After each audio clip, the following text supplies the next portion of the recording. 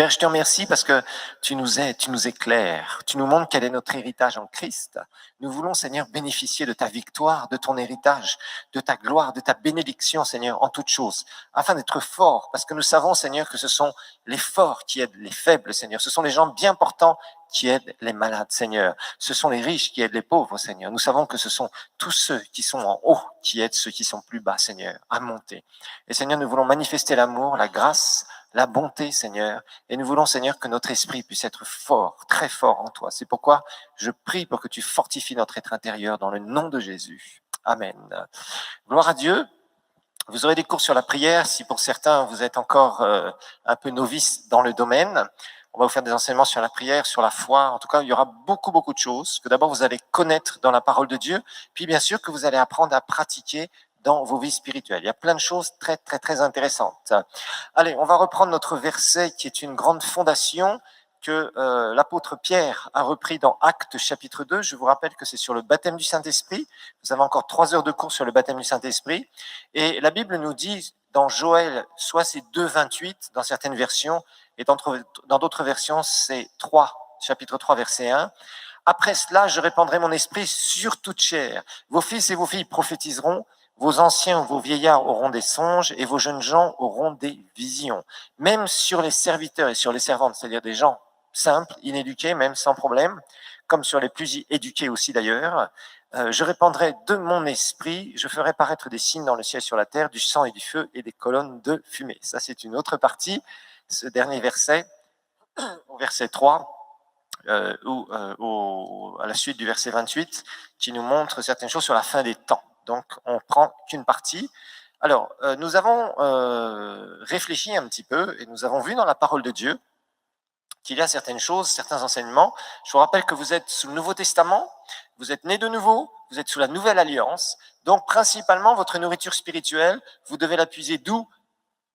Du Nouveau Testament, d'accord? L'Ancien Testament, c'est bien, mais rappelez-vous que l'Ancien Testament doit toujours être interprété à la lumière du Nouveau. Ici, vous voyez, vous avez un passage de Joël, c'est un prophète, un petit prophète, comme on les appelle, de l'Ancien Testament. Et en fait, cette parole a été reprise par l'apôtre Pierre dans Acte 2. Alors, nous avons commencé à voir dans les premiers cours, les 2 premiers cours qu'on a eu samedi dernier, la différence entre la nouvelle naissance et le baptême du Saint-Esprit. Alors, vous vous rappelez que souvent dans la parole de Dieu, une expérience peut être nommée d'une façon différente. Vous vous rappelez, par exemple, être sauvé, tu peux dire je suis sauvé, ou tu peux dire je suis né de nouveau. Tu peux dire aussi je suis sauvé ou l'Esprit de Dieu habite en moi, dans mon esprit. D'accord, ça, ce sont des expressions similaires. Alors bien sûr, il y a d'autres expressions pour être rempli du Saint-Esprit, baptisé du Saint-Esprit, recevoir le Saint-Esprit. Tout ça, ce sont des expressions aussi similaires. Alors la première chose que nous avons vue, c'est que la nouvelle naissance, rappelez-vous, c'est l'Esprit de Dieu qui vient habiter où? En nous, ok? Ça, c'est quelque chose que vous devez absolument savoir. Ça fait partie des bases de votre vie spirituelle. L'Esprit de Dieu qui vient habiter en vous, vous êtes une nouvelle créature en Christ, dans votre esprit, non pas dans votre âme, je vous le rappelle. Et nous avons remarqué que nous avons été aussi scellés du Saint-Esprit, mais malgré cela, il existe une autre expérience. Alors, nous avons commencé à illustrer cela en suivant les disciples. Rappelez-vous que les disciples, pendant 3 ans et demi, n'étaient pas nés de nouveau.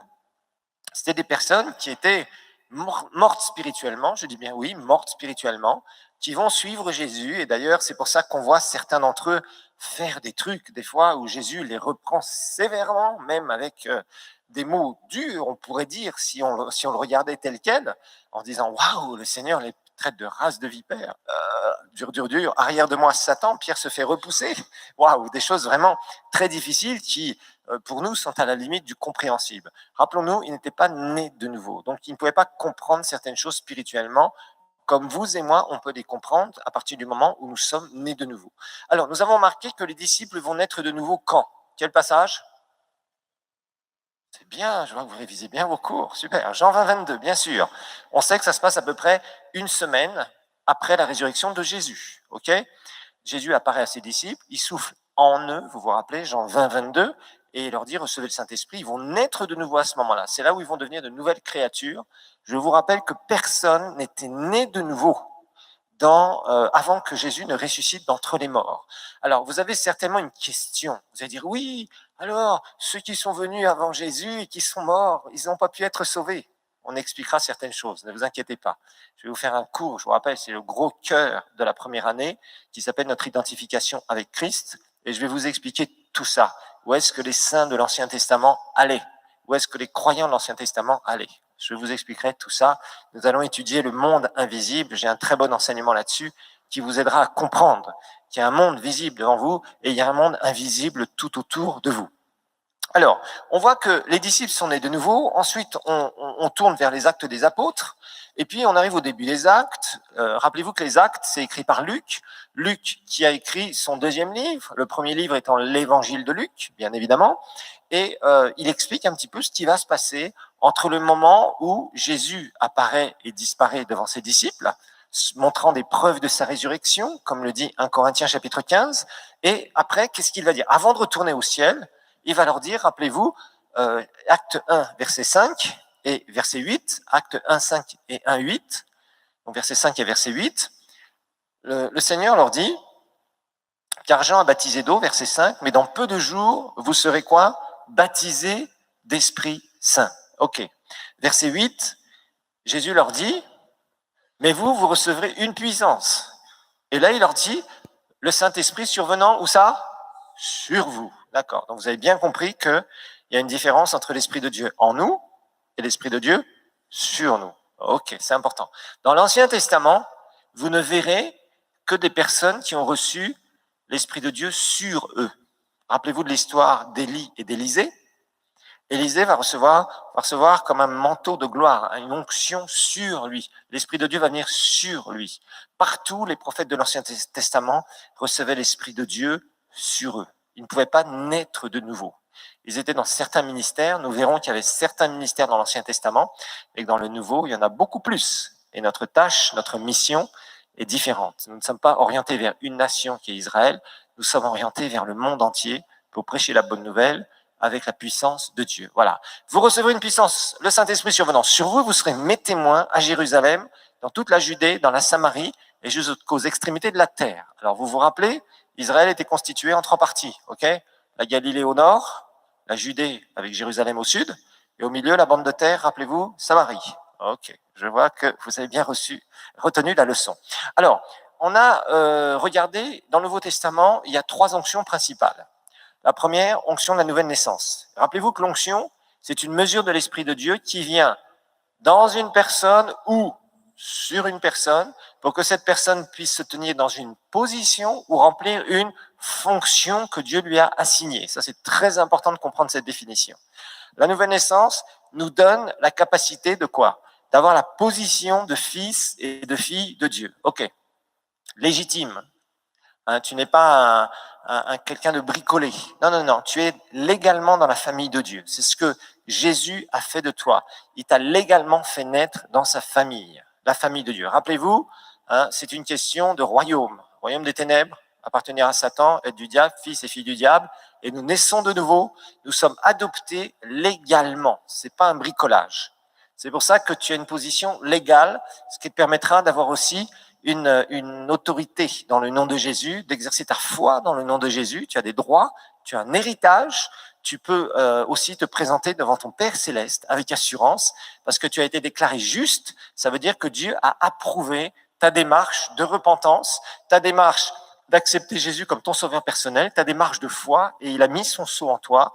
C'est le Saint-Esprit qui est venu habiter en toi. Alors ensuite, nous avons vu que la deuxième onction que nous trouvons quand nous lisons l'Ancien Testament, dans l'histoire de l'Église, c'est quoi? C'est l'onction du baptême du Saint-Esprit. Et là, le baptême du Saint-Esprit, c'est l'onction de Dieu qui vient sur nous, qui nous visite, qui nous remplit pour la toute première fois. Et après, on verra que cette expérience peut être renouvelée, être remplie du Saint-Esprit, est quelque chose qui doit être fait tous les jours dans nos vies spirituelles. Ensuite, nous avons vu le troisième type d'onction, prédicateur qui faisait de l'humour. Il disait, un jour, j'étais fâché et je voulais donner 5 ministères à la personne en face de moi. On a rigolé, ce genre, c'était le pasteur Turpin d'ailleurs, et du Canada. Et en fait, c'est facile, tu as 5 ministères, comme lui dit. Bref, on a vraiment rigolé ce jour. Donc c'est une mesure de l'Esprit de Dieu qui vient sur une personne pour qu'elle se tienne dans un ministère à plein temps. C'est une fonction. Voilà. C'est pas un titre, c'est pas une déclaration au ministère de l'Intérieur et avoir un numéro d'enregistrement qui donne une onction. Non, ça donne je dirais une capacité légale et obligatoire de fonctionner dans un pays. Ça, c'est différent. Mais c'est pas ça qui fait de quelqu'un un pasteur, un enseignant, un prophète, un apôtre ou quoi que ce soit. Ok, c'est une onction. On verra que ce sont des dons qui viennent du ciel. Alors, l'expérience du baptême du Saint-Esprit, les synonymes, on a vu. Baptiser du Saint-Esprit, recevoir le don du Saint-Esprit, tout ça, c'est la même chose, être rempli du Saint-Esprit. Voilà. Donc souvent, nous parlerons de baptême du Saint-Esprit. En tout cas, pour ce cours, c'est l'expression que j'utiliserai le plus souvent. Et on a vu qu'être baptisé dans le Saint-Esprit, rappelez-vous, ça veut dire plonger quelque chose dans un liquide, être plongé dans quelque chose. Voilà. C'est ce qu'on a vu, c'était un terme classique. Et nous avons vu aussi que ce terme classique, eh bien, ça a été, je dirais, biblicisé, hein, c'est un nouveau mot que j'invente, c'est-à-dire on utilise ça, hein, quand on parle de baptême, tout de suite on pense au christianisme. Mais à l'époque, c'était vraiment un mot tout à fait d'usage courant. Voilà, je fais plonger, hein, le fait de faire plonger quelque chose. Ok. Alors, on a vu que à chaque fois, on a vu différents passages. On va revenir, on va décortiquer ces passages encore aujourd'hui. On a vu Acte 2. Acte 2, vous vous rappelez, c'est quoi? C'est la Pentecôte. Très bien. Acte 8, Samarie, Philippe qui descend à Samarie. On a vu qu'il y a des baptêmes du Saint-Esprit aussi là-bas. Acte 9, conversion de Paul. Très bien. Acte 10, Corneille, la maison de Corneille. OK. Et acte 19, Éphèse. Très bien. Ok, voilà. Donc ça, c'est toujours. On va regarder tous ces passages, ok? On va regarder acte 2 encore, acte 8, acte 9, acte 10, acte 19. Ce sont des passages qu'il faut que vous connaissiez à propos du baptême du Saint-Esprit. Alors, on voit que partout, hein, que ce soit acte 2, c'est la Pentecôte. On sait que les disciples étaient nés de nouveau et ils vont être remplis du Saint-Esprit. Ok. Acte 8, on sait que c'est Philippe qui va en Samarie, il prêche le Christ. Ensuite, Pierre et Jean apprennent que les Samaritains ont reçu la parole de Dieu, ont reçu le Seigneur. Ils vont en Samarie, qu'est-ce qu'ils font? Ils imposent les mains pour qu'ils reçoivent le don du Saint-Esprit. Acte 9, Paul se convertit à peu près 3 ans après la résurrection de Jésus. Et qu'est-ce qui va se passer? À ce moment-là, quand Paul se donne à Christ, il a une vision, il se donne à Jésus, il rentre à Damas. Et à Damas, le Seigneur avait parlé à un certain Ananias en vision. Et à partir de ce moment-là, ce qui s'est passé, eh bien, le Seigneur a dit, va dans telle rue, là, tu vas trouver un certain Saul. Saul, c'était le nom de Paul, le nom hébreu de Paul, je vous rappelle. Paul, c'est son nom grec. Et en fait, il lui dit, voilà, tu vas prier pour lui. Il va recouvrer la vue. Alors, Ananias va voir Paul. Il le rencontre là où le Seigneur lui avait montré. Il prie pour lui. Paul recouvre la vue. Il n'était pas aveugle. Nous verrons que c'est un effet de l'onction. On expliquera tout ça bien plus tard, l'année prochaine, sur ce que c'est que vraiment l'onction, certaines manifestations spectaculaires de l'onction de Dieu. Rappelez-vous que le père de Jean-Baptiste a été muet pendant un temps. Il n'était pas malade, c'était l'onction de Dieu qui était sur lui. On expliquera certaines choses à propos de ça, certains phénomènes surnaturels, divins, qui se passent particulièrement dans des temps de réveil. Voilà. Donc, Ananias prie pour Paul, et Paul va être rempli du Saint-Esprit. Il va être baptisé dans l'eau, mais il va être aussi baptisé du Saint-Esprit. Alors, acte 10, on voit que là, dans la maison de Corneille, Pierre, après avoir été surnaturellement dirigé vers des païens, à ce moment-là, ce qui va se passer ici, c'est que Pierre, il est en train de prêcher, et il y a une tellement grande onction là où il est, les gens commencent à être saisis par la puissance de Dieu, ils reçoivent le Seigneur, et dans la même réunion, ils sont baptisés du Saint-Esprit. Pierre est surpris avec les autres Juifs sauvés qui étaient là. Il dit, waouh, le Seigneur est en train, en fait, de nous devancer. Le Seigneur est en train de faire des choses qu'on n'attendait pas, et d'un seul coup, c'est tellement miraculeux. Ensuite, acte 19, Paul rencontre un petit groupe de 12 chrétiens qui étaient boiteux spirituellement, qui avaient peu de connaissances, et il les amène au baptême d'eau d'abord, et puis après, il prie pour eux, et ils sont remplis du Saint-Esprit. Alors maintenant, la question qu'on est en train de se poser, est-ce que, voilà, ça c'est la grande question, est-ce que, chapitre 2, on avait commencé, est-ce que tous ceux qui sont baptisés du Saint-Esprit, remplis du Saint-Esprit, est-ce qu'ils parlent en langue? Et qu'est-ce que c'est que le parler en langue? Parce que pour l'instant, certains d'entre vous, ça paraît être un peu du chinois ou du japonais, se parler en langue, mais ne vous en faites pas, nous allons vous expliquer toutes ces choses très facilement. Ok. Alors, Ça, c'est la question que nous avons. Alors, je vous rappelle, n'hésitez pas, prenez des notes en même temps que votre syllabus, d'accord? Si vous avez le syllabus, c'est bien. Ça, c'est pour la maison. Vous pouvez, à côté, en cours, vous le prenez un peu pour certaines expressions, mais prenez vos notes personnelles à côté aussi. C'est important parce qu'il y a des choses que vous pouvez retenir ou la façon dont vous allez écrire ça, c'est la façon dont vous allez comprendre les choses. Et après, quand vous travaillez vos cours, vous revoyez le syllabus, vous travaillez dessus, vous mettez des annotations, etc. et vous travaillez la parole. Je vous ai dit, il est important que vous deveniez des étudiants de la parole. Il ne faut pas venir en cours simplement et venir 5 ou 10 minutes avant et dire « Ah, en fait, on a parlé de quoi la dernière fois ?» et vite fait, feuilleter votre cours. Vous n'êtes pas en train d'apprendre l'économie ni les mathématiques, hein. On est en train d'apprendre la parole de Dieu, d'accord? Et cette parole, elle prend du temps à se mettre en nous et être complètement implantée en nous. Alors, nous allons réétudier tous ces passages et nous poser des questions. On reprend le premier, donc acte 2, acte 8, acte 9, acte 10, acte 19. Ça, c'est tous les passages qui concernent le baptême du Saint-Esprit. Personnellement, dans ma vie chrétienne, il y a bien des années, j'ai pris tous ces passages, j'ai regardé les textes originaux grecs, j'ai fouillé, j'ai cherché les dictionnaires grecs, j'ai tout cherché de A jusqu'à Z pour décortiquer tous les passages. Le syllabus que vous avez, c'est un écrit que j'ai fait là-dessus parce que j'ai cherché tous les passages, parce que je me posais des questions. J'avais été élevé chez les pentecôtistes qui étaient assez ouverts dans l'église où j'étais en France, et rapidement, eux, ils croyaient dans le baptême du Saint-Esprit. Cette église croyait dans le baptême du Saint-Esprit. Il y avait d'autres églises de Pentecôte où ils étaient plus fermés. En tout cas, l'église où j'étais, rapidement, les gens qui m'avaient amené au Seigneur, ils m'ont dit non, le baptème du Saint-Esprit, on le reçoit. Et il y avait une vieille dame à l'époque, je me rappellerai toujours, une vieille sœur en Christ, une vieille pentecôtiste qui avait été sauvée dans les années 1940 ou quelque chose comme ça, à l'époque. Et elle avait plus de 70 ans à l'époque, mais cette dame, elle savait prier. Et je me rappellerai toujours, j'étais dans un petit groupe de prière dans une maison, et le Saint-Esprit est descendu sur moi, et j'ai parlé 2 syllabes. Je vous expliquerai. 2 syllabes, c'est tout ce que j'avais. Je n'avais pas un grand flot de prière en langue, mais je vous expliquerai ça aussi, pour vous défrustrer. Alors, et vous voyez, souvent, le problème qu'on a, c'est qu'on n'a pas suffisamment de connaissances. Des fois, on nous amène au Seigneur, et on ne nous amène pas rapidement dans ce genre de bénédiction. Alors, là, on va se poser la question, on va voir qu'est-ce que dit l'Écriture par rapport au parler en langue. Qu'est-ce que c'est? Et on voit à la Pentecôte, chapitre 2, verset 4, on avait terminé par là la dernière fois, j'ai fait un résumé comme ça parce que je voulais vous remettre bien dans le bain.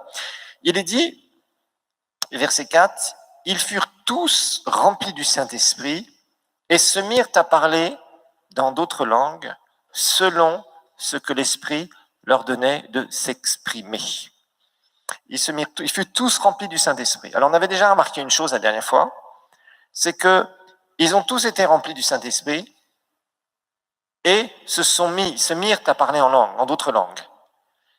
Et c'est évident que le tous s'applique à remplir du Saint-Esprit et parler en langue.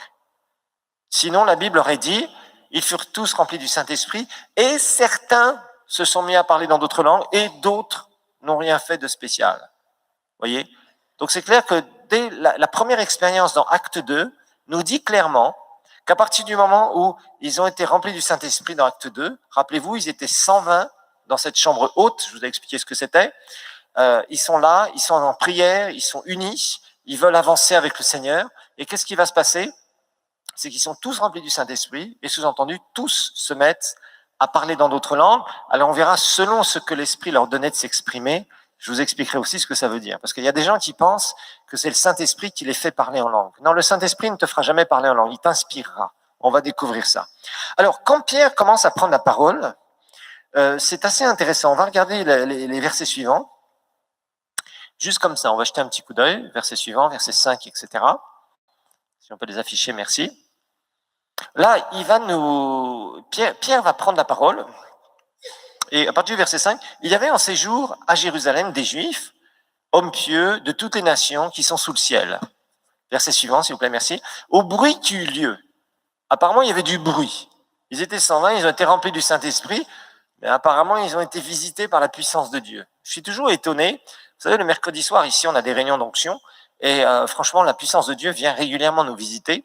Et d'ailleurs, vous serez invité à cette réunion pour régulièrement, je vous rappelle, 1 fois par mois, vous devez venir. Et la prochaine fois, je vous dirai quelle date, Pour ceux qui ne sont pas remplis du Saint-Esprit, quand on aura terminé le cours, vous viendrez et vous allez recevoir le baptême du Saint-Esprit. Tous les ans, nous avons des étudiants en masse qui reçoivent le baptême du Saint-Esprit. Ils sont visités par le Seigneur et ils font cette expérience parce que c'est une expérience que vous devez faire. C'est un plus pour votre vie spirituelle. Au bruit qui eut lieu, donc il y a eu beaucoup de bruit. Ils étaient 120, imaginez-vous. La multitude a couru.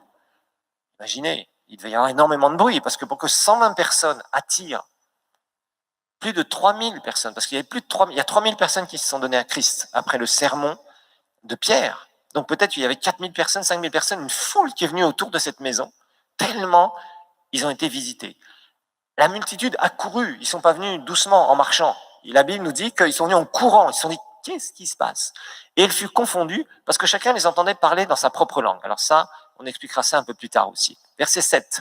Ils étaient tous dans l'étonnement et la surprise, et ils se disaient les uns aux autres, voici ces gens qui parlent, ne sont-ils pas tous galiléens?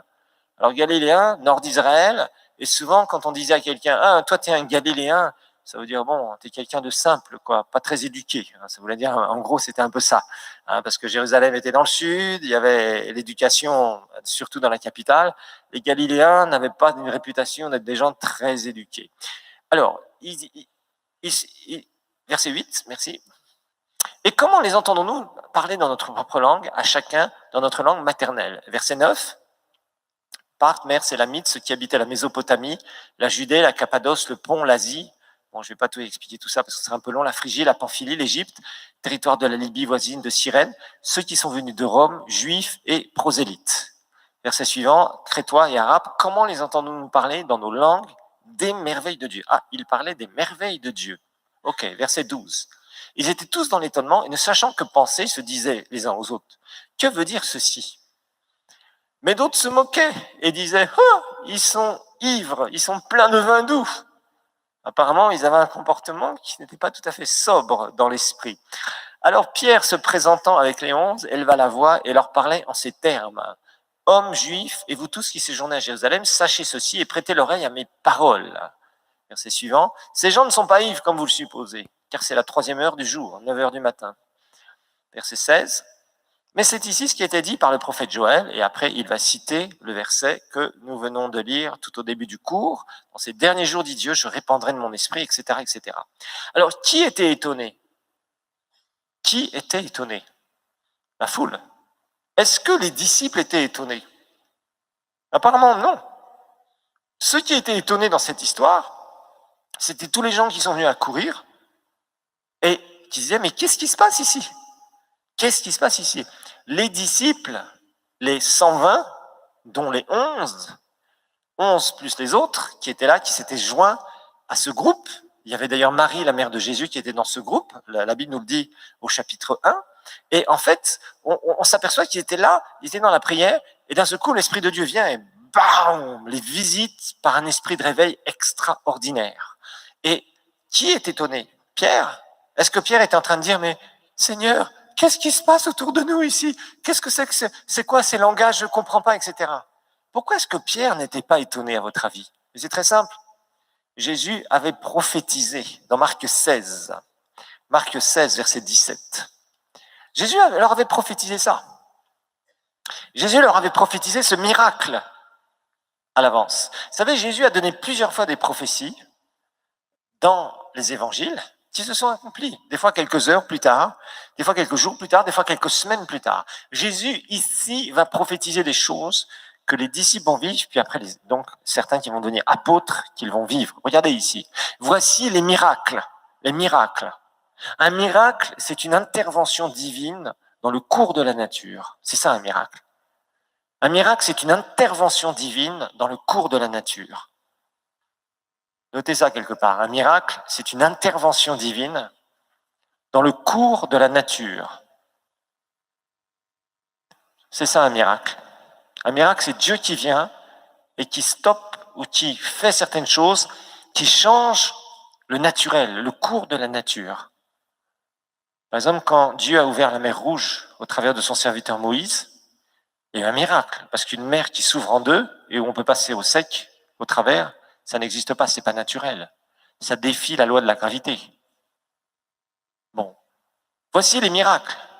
Voici quelque chose que Dieu va faire d'une façon surnaturelle,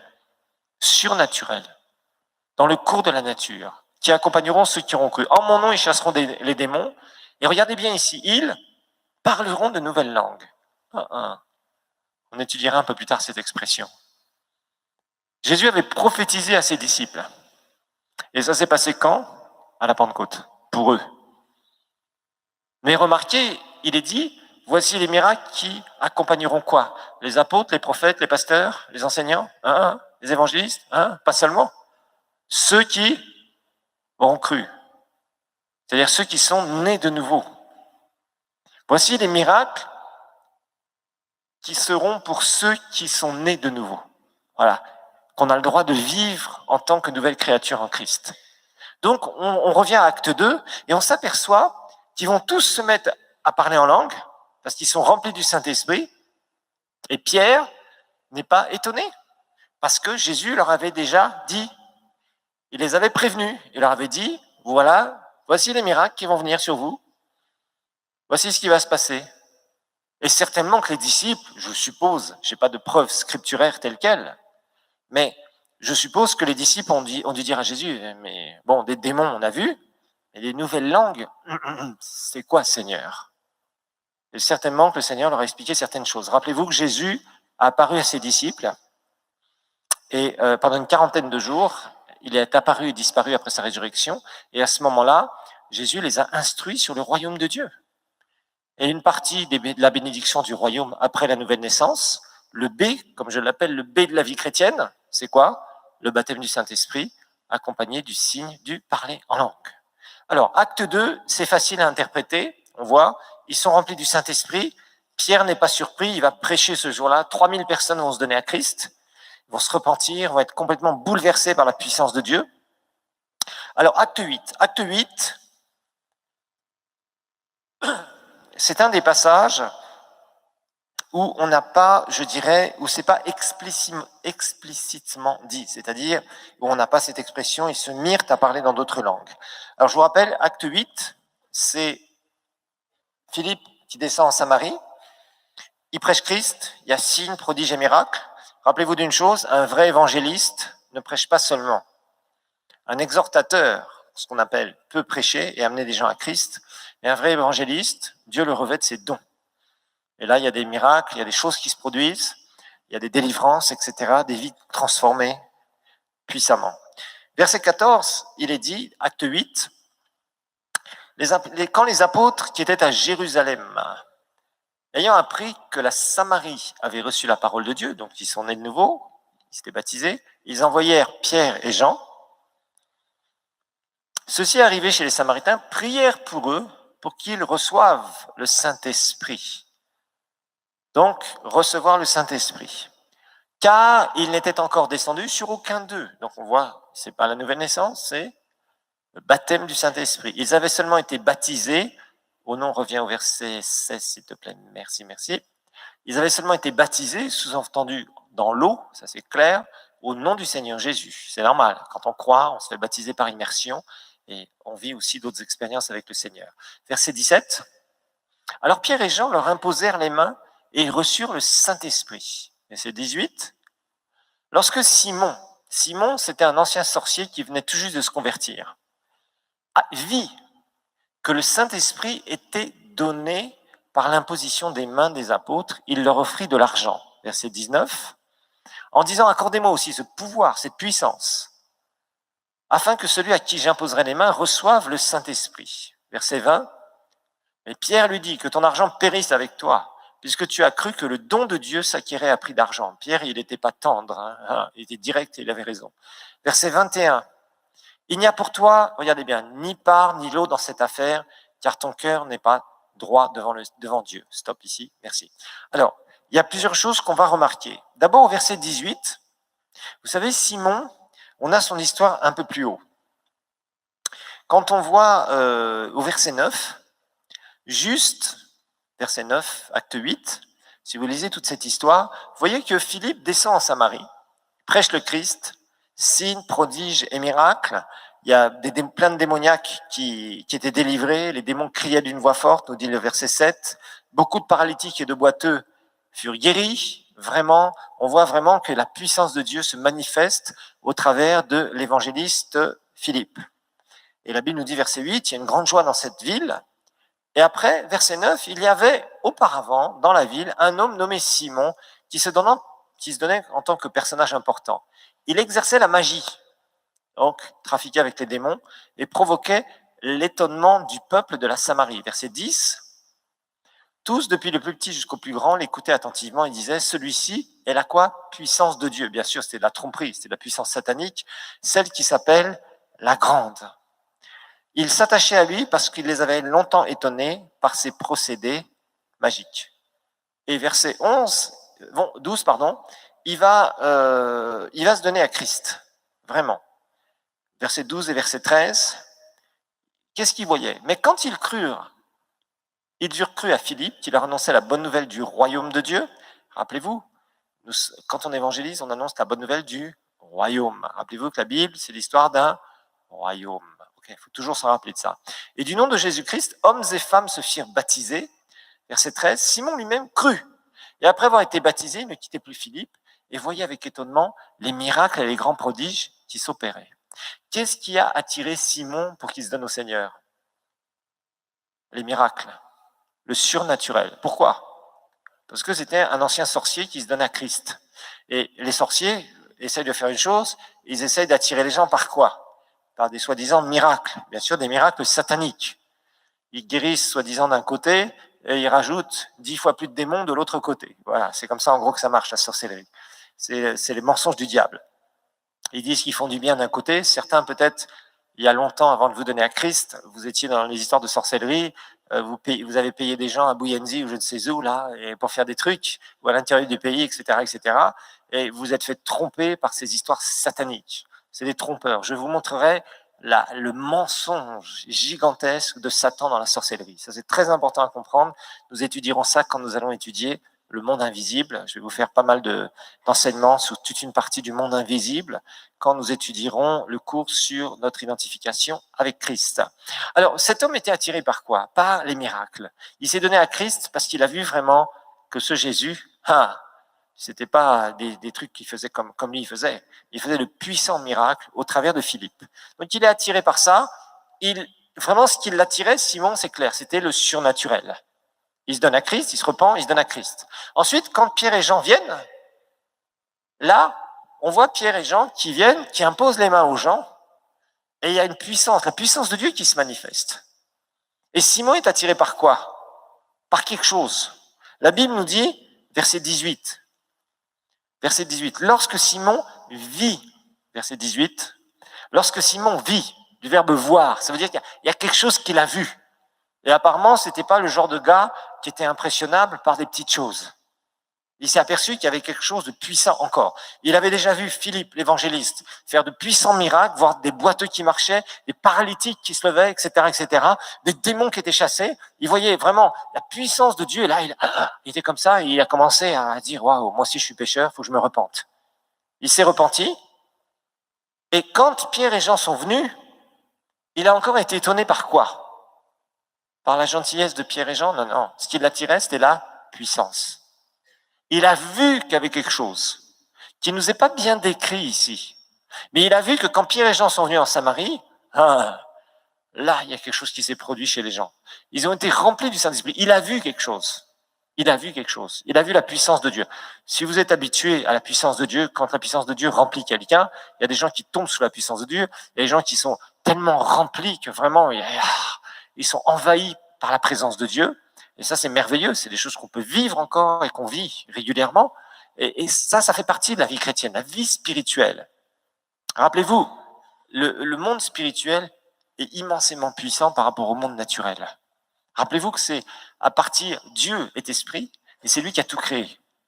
C'est du monde spirituel qu'est venu le monde physique. C'est pas le contraire. Les gens ont toujours les yeux sur le monde physique parce que c'est ce qu'ils voient avec leurs yeux. Mais c'est le monde spirituel. C'est à partir du monde spirituel qu'il y a beaucoup de choses qui se passent sur cette terre, des influences entre autres, etc., etc. Ça, on étudiera ça aussi. Alors là, Simon voit quelque chose. Il voit. La Bible ne dit pas explicitement ce qu'il voit. Alors, il essaye, parce qu'il a encore une mentalité où il doit être transformé, Il se dit, ah, est-ce que je peux pas avoir un don comme ça moi aussi? En fait, il avait envie de transférer un petit peu ce qu'il faisait dans le monde diabolique. Il disait, bah, maintenant, je peux le faire dans le royaume de Dieu. Mais il avait des mentalités encore qui étaient mauvaises. Il fallait qu'il se sanctifie. Et Pierre a été très dur avec lui, et c'est normal.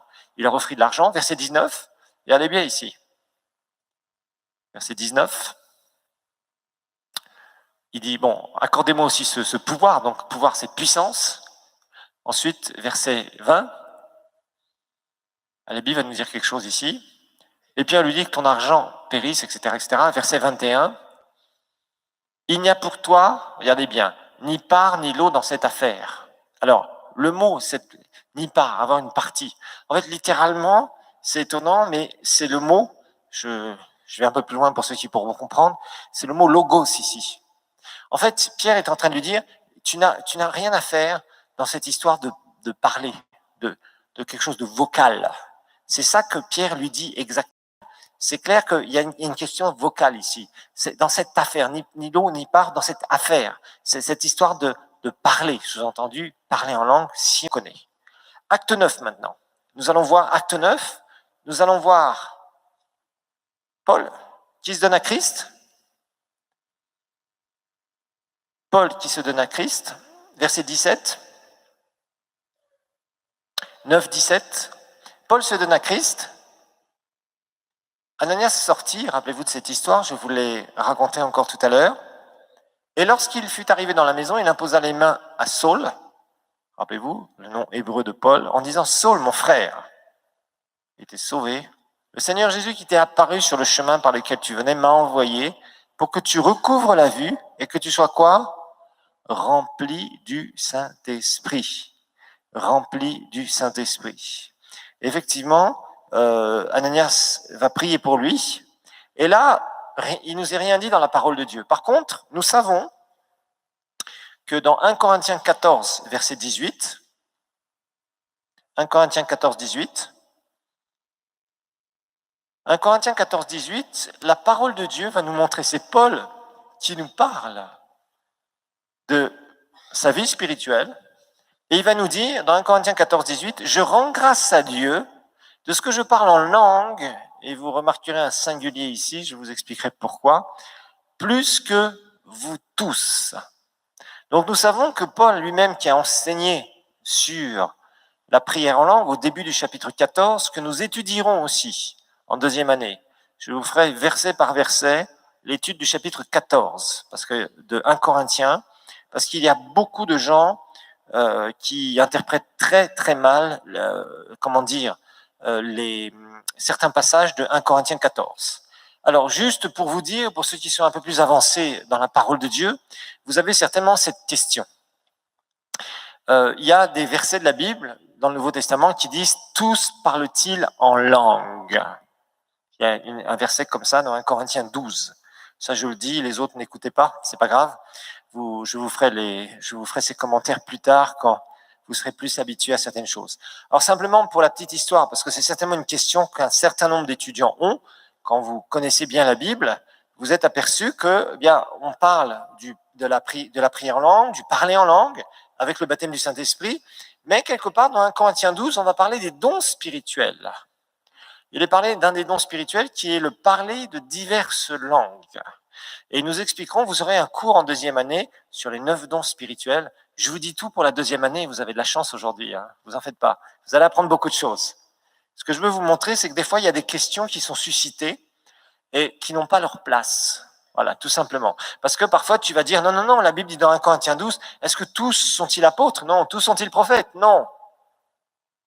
Tous sont-ils les miracles? Non. Tous parlent-ils en langue? Vous avez entendu non? Ah ben voilà, pasteur, tu vois bien que tout le monde ne parle pas en langue. Oui, mais là, on va parler de ce qu'on appelle du don spirituel, parmi les 9 dons du Saint-Esprit. Et quand il y aura ce don des langues au pluriel, nous verrons qu'après, il y a un autre don spirituel. Nous expliquerons ça. Je vous aurai tout un cours sur les 9 dons spirituels. Je vous expliquerai que quand il y a un message en langue qui est donné par un don de parler diverses langues, qui est différent de votre langage du baptême du Saint-Esprit. Ça va un peu plus loin ce soir pour certaines personnes, si vous connaissez bien la Bible, pour répondre à cette question que certains ont. À ce moment-là, il faudra le don, ce qu'on appelle l'interprétation des langues, ce qui n'est pas le cas quand vous priez en langue issue du baptême du Saint-Esprit. Je ferme la parenthèse, que celui qui a eu des oreilles pour entendre, celui qui n'a pas eu les oreilles pour entendre, c'est pas grave. Ne vous inquiétez pas, je vous reparlerai de ça. Je ferai référence à ce cours sur le baptême du Saint-Esprit. Je vous dis, au début de la première année, je vous en avais parlé, mais certains, vous ne vous en souvenez plus. Et on étudiera justement les 9 dons du Saint-Esprit. Ça, c'était juste pour faire une petite parenthèse, parce qu'effectivement, souvent, il y a une confusion. Il y a des gens qui disent non, non, non. Si on est baptisé du Saint-Esprit, il faut attendre comme les apôtres. Si on est baptisé du Saint-Esprit, la Bible dit dans 1 Corinthiens 12 que tous ne parlent pas en langue, pluriel, et c'est là où ils oublient. Et nous verrons que quand nous sommes baptisés du Saint-Esprit, nous avons un langage surnaturel et Dieu nous donne une langue surnaturelle. OK ? Et je vous expliquerai pourquoi. Dans la prière, deuxième série de cours sur la prière, cette année, vous avez de la chance, c'est cette année, vous aurez toutes les explications sur à quoi sert la prière en langue. C'est très utile pour votre vie spirituelle. Acte 10. Acte 10. Alors là, c'est très clair. On voit des personnes. Acte 10, rappelez-vous, c'est quoi? La maison de Corneille. Verset 44 jusqu'au verset 46.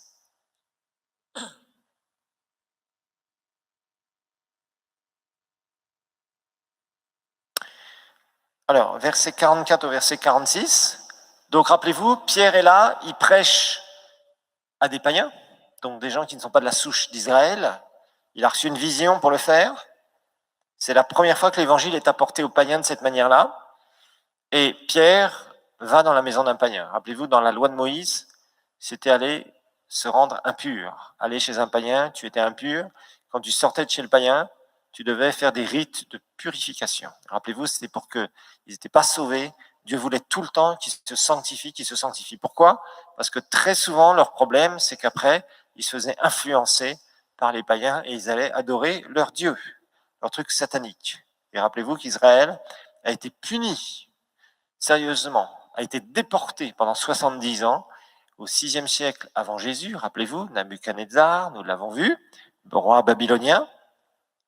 Ils ont été déportés à cause de cette idolâtrie. Comme Pierre prononçait encore ces mots, Pierre venait de prêcher l'évangile, le Saint-Esprit descendu sur tous ceux qui écoutaient la parole. Alors, c'est la seule fois dans la Bible où dans la même réunion, on voit des gens qui sont sauvés, qui sont remplis du Saint-Esprit au même moment. Un puissant réveil dans cette maison de Corneille. Comme Pierre prononçait... les fidèles... Oui, non, c'est bon. Remettez le verset 45, merci. Tous les fidèles circoncis qui étaient venus vers Pierre furent étonnés. Donc tous ceux, les Juifs, qui étaient sauvés, qui étaient baptisés de l'Esprit, qui avaient vécu des choses merveilleuses, qui étaient venus avec Pierre, ils étaient étonnés de ce que quoi? Le don du Saint-Esprit était aussi répandu sur les païens. Alors pourquoi ils ont été étonnés? Le verset 46 va nous donner toute la clé. Car. Pourquoi ils étaient étonnés? Car ils les entendaient parler en langue et glorifier Dieu. Boum. Ils ont conclu qu'ils étaient remplis du Saint-Esprit, que le don du Saint-Esprit, rappelez-vous, Pierre et Jean, quand ils vont en Samarie, parlent du don du Saint-Esprit. Ils ont été baptisés du Saint-Esprit, même expression, même chose. Comment? Au moment même, juste après qu'ils aient reçu Jésus, l'Esprit de Dieu est venu d'abord habiter en eux, et d'un coup, Dieu les a surpris. Pourquoi Dieu voulait les surprendre? Parce qu'il voulait mettre son approbation. Rappelez-vous, parfois les hommes n'approuvent pas certaines choses que Dieu peut approuver. Faisons très attention à ça. Vous découvrirez d'ailleurs dans les personnages de l'Ancien Testament un certain nombre de personnes qui ont été contestées par les hommes, très gravement des leaders, et Dieu a approuvé certaines choses. Étonnant, mais c'est comme ça que Dieu fonctionne. Là, les Juifs se disaient, comment aller vers les païens? On va prêcher, bon.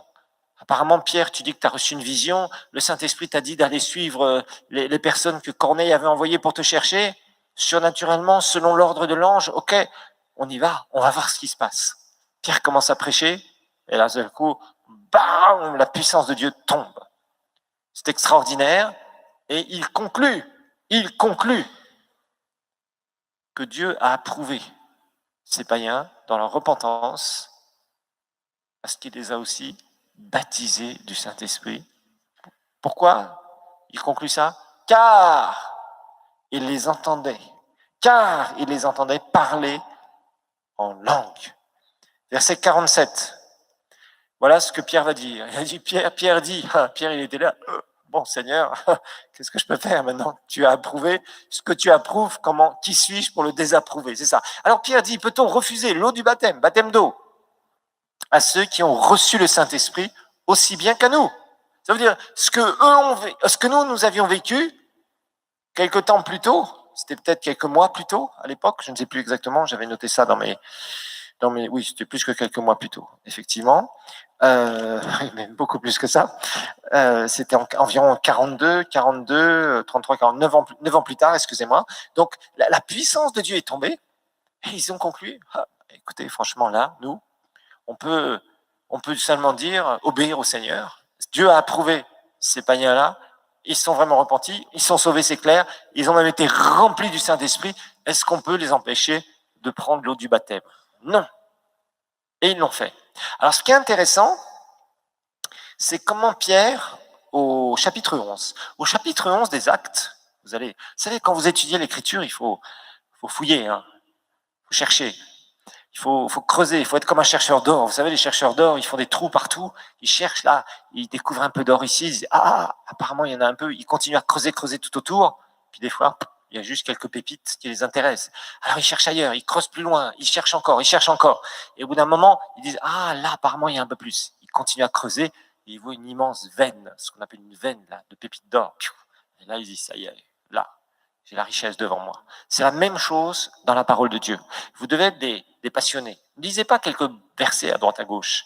Cherchez, fouillez, passez du temps. Imprégnez-vous de cette parole. Elle va devenir forte en vous.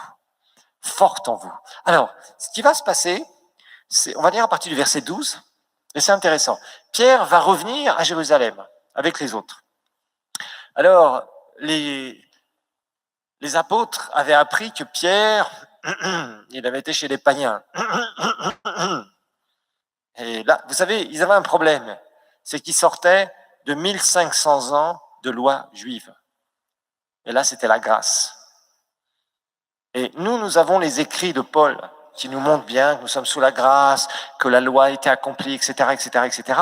Bon, eux, ils le savaient, mais la doctrine n'était pas encore bien établie. Nous découvrirons que Dieu va choisir un instrument qui s'appelle Paul. Paul va faire une expérience extraordinaire au 3e ciel. Il va être ce qu'on appelle ravi en esprit, je vous expliquerai ça.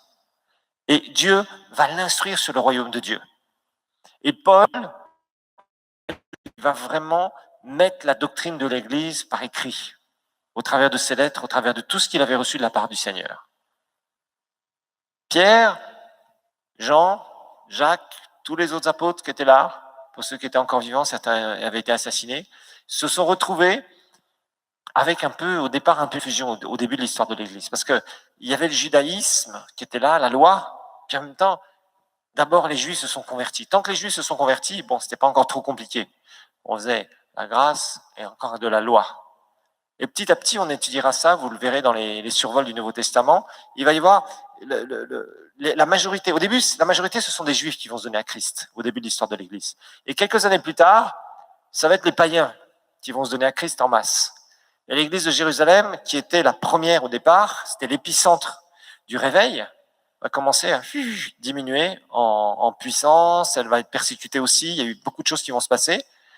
Et de plus en plus, l'épicentre du christianisme va se déplacer. Je vous rappelle, à Antioche d'abord, au nord du Liban, et puis après, vers Éphèse. On en a parlé la dernière fois.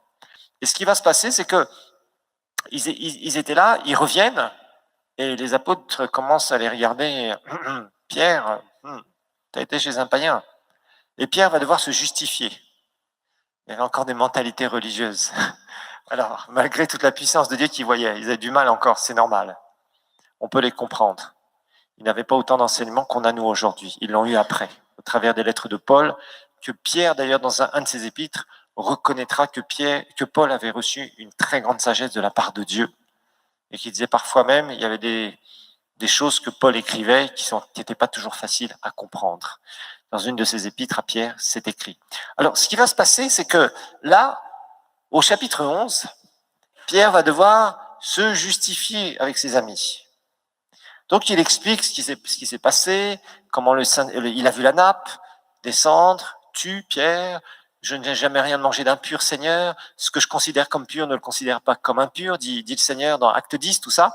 Il est dirigé surnaturellement. Et au bout d'un moment, verset 12, il est dit, l'Esprit me dit de partir avec eux, donc avec ces hommes que Corneille, rappelez-vous, ce centenier romain, avait envoyé de la part de l'ange. L'ange lui avait donné le message, lui était apparu, un ange lui était apparu, et il avait dit, envoie des hommes, va chercher Simon, il est logé chez un certain corroyeur. Un corroyeur, c'est quelqu'un qui travaille le cuir, voilà, qui fait des ceintures en cuir, qui travaille les peaux de cuir, pour faire des sacs, etc., etc. Les 6 hommes que voici m'accompagnèrent. Donc, il explique ses amis qui étaient juifs, sauvés, remplis du Saint-Esprit, et nous entrâmes dans la maison de Corneille. Verset 13. Cet homme, alors c'est intéressant parce que Pierre, là, nous raconte qu'est-ce qu'il a vécu. Voilà, c'est vraiment intéressant. Cet homme nous raconta comment il avait vu dans sa maison l'ange se présentant à lui, lui disant « Envoie à Jopé et fais venir Simon, surnommé Pierre. » Verset 14. « Il te dira des choses par lesquelles tu seras sauvé, toi et toute ta famille. » Verset 15. « Lorsque je me fus mis à parler, voilà, Pierre était en train de prêcher, on l'a vu dans Acte 10, le Saint-Esprit descendit, regardez, descendit sur eux comme nous au commencement. » Il parlait de quoi là, d'après vous? Au commencement, comme nous au commencement, c'était quand? À la Pentecôte, bien sûr. Il est en train de dire, en fait, quand j'ai commencé à parler, à prêcher, le Saint-Esprit est descendu sur eux. Comme nous au commencement, comme ce qu'on a vécu à la Pentecôte. Effectivement, ils ont vécu la même expérience. Pierre était en train de voir que ce qu'ils avaient vécu, la maison de Corneille a été visitée par Dieu. La même chose, ils ont vécu la même chose. Sans qu'on impose les mains cette fois-ci. On verra que le baptême du Saint-Esprit, on peut le recevoir différemment. Et vous pouvez même le recevoir, ceux qui n'êtes pas encore baptisés du Saint-Esprit, vous-même dans la prière. Tout simplement, parce que ça vous appartient, on va découvrir ça. Des fois, on impose les mains et les gens reçoivent le Saint-Esprit. Des fois, on prie en masse et les gens sont touchés par la puissance de Dieu. Tout ça, c'est biblique. Ils étaient à la Pentecôte, ils étaient là tous ensemble. Personne n'a prié pour eux. Le Saint-Esprit est descendu sur eux parce qu'ils avaient soif. Dieu travaille avec nos cœurs. Il travaille avec nos cœurs. Ça t'appartient, ça m'appartient. C'est tout. Et à ce moment-là, à d'autres moments, acte 8, Pierre et Jean vont imposer les mains. Rappelez-vous de ça. Acte 9, Ananias impose les mains à Paul. Acte 10, personne ne fait rien. Ils ont soif. La puissance de Dieu tombe. Vous savez, quand il y a des gens qui ont un cœur uni, qui ont vraiment soif du Seigneur, il peut se passer des choses merveilleuses. Ceux qui bloquent, je dis ceux au pluriel, c'est-à-dire les personnes, qui bloquent l'action du Saint-Esprit, qui bloquent tout, elles sont responsables de ce qu'elles font. Vous savez, le Saint-Esprit, nous découvrirons, c'est comme, ça a pratiquement les mêmes lois dans le naturel que l'électricité. Si vous avez fait un peu d'électricité, vous connaissez les résistances électriques, ce qui limite le passage du courant. Vous connaissez les condensateurs. Je ne vais pas vous faire un cours de physique ici, mais je vais vous expliquer certaines choses pour certains qui connaissent un peu ça. Mais les dames, je sais, vous avez un problème. Vous savez, les dames, elles ont un problème. Quand il faut changer les piles dans une radio, elles mettent toujours les piles à l'envers. Que Dieu vous bénisse, mesdames. Heureusement qu'il y a les chargeurs de téléphone portable, on ne peut pas se tromper, hein, on ne peut pas inverser. Vous avez remarqué ça, hein? Il n'y a pas besoin des techniciens. Non, je rigole. Alors, c'est qui se... Vous voyez, à force de rigoler, j'ai oublié. Ok. Donc, bon, quand on parle de condensateur ou de batterie, c'est quelque chose qui se recharge. On est rempli, voilà. Résister à la présence de Dieu, c'est pas comprendre, être là et ne pas être dans la foi. Vraiment, il y a des gens qui sont complètement fermés à la présence de Dieu et c'est vraiment triste. Il y en a aussi, c'est des vrais pharisiens, ils ne sont pas sauvés, ceux-là. Mais il y a des gens qui sont sauvés, qui ont du mal avec la présence de Dieu. Pourtant, c'est extraordinaire. Le Saint-Esprit est quelqu'un de merveilleux, extraordinaire, fantastique. Donc, on peut voir, on verra l'influence aussi pour ceux qui ont fait de l'électromagnétisme. Voilà, plus on s'approche, plus on ressent l'influence invisible. Ok, on verra ça plus tard. Alors, là, on voit que Pierre conclut, il dit, qu'est-ce qui se passe ici? En fait, ce qui s'est passé, c'est que on a été surpris. Comme nous, au commencement, on était là, on était en train de prier, vous vous rappelez? Et puis, bam, on est rempli du Saint-Esprit, on se met à parler en langue. Et eux, ça s'est passé tout à fait identiquement. Ils sont là, on était là ensemble, je prêche, et bam, la puissance de Dieu descend, et on est surpris. En fait, ils étaient tellement étonnés qu'ils avaient du mal. Alors voilà, verset 16, voilà la confirmation, c'était bien le baptême du Saint-Esprit. Je me souviens de cette parole du Seigneur, Jean a baptisé d'eau, mais vous serez baptisés du Saint-Esprit, dans peu de jours. Vous vous rappelez? C'est où ça? C'est un passage qu'on a lu au début des Actes, vous vous rappelez? Eh oui, Acte 1, 5, je crois, si mes souvenirs sont bons.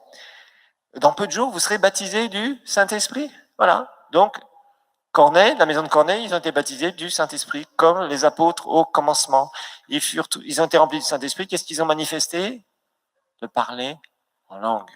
Ils ont conclu qu'ils étaient baptisés du Saint-Esprit. Verset 16 ici, verset 46 au chapitre précédent. Ils ont conclu que la maison de Corneille était baptisée du Saint-Esprit, car, verset 46 du chapitre précédent, 10-46, ils les entendaient, quoi? Ils les entendaient parler en langue. Voilà. Ok. Donc, vraiment, acte 10, c'est très clair aussi. Alors, acte 19, avant de faire la pause, acte 19, voilà, c'est très simple. On va relire brièvement le passage.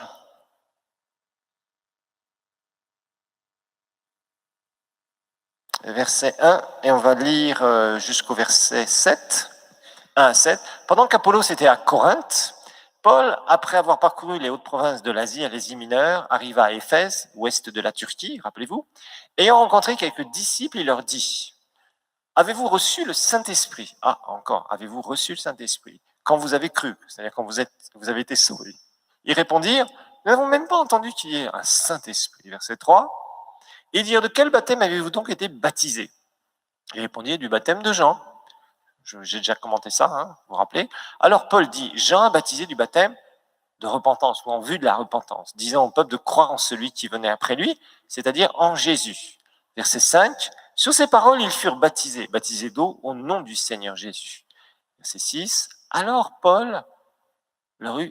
lorsque Paul leur eut imposé les mains, le Saint-Esprit vint sur eux encore, vous voyez, tout le temps cette préposition, sur eux. Et qu'est-ce qui s'est passé? Ils parlaient en langue et prophétisaient. Voilà.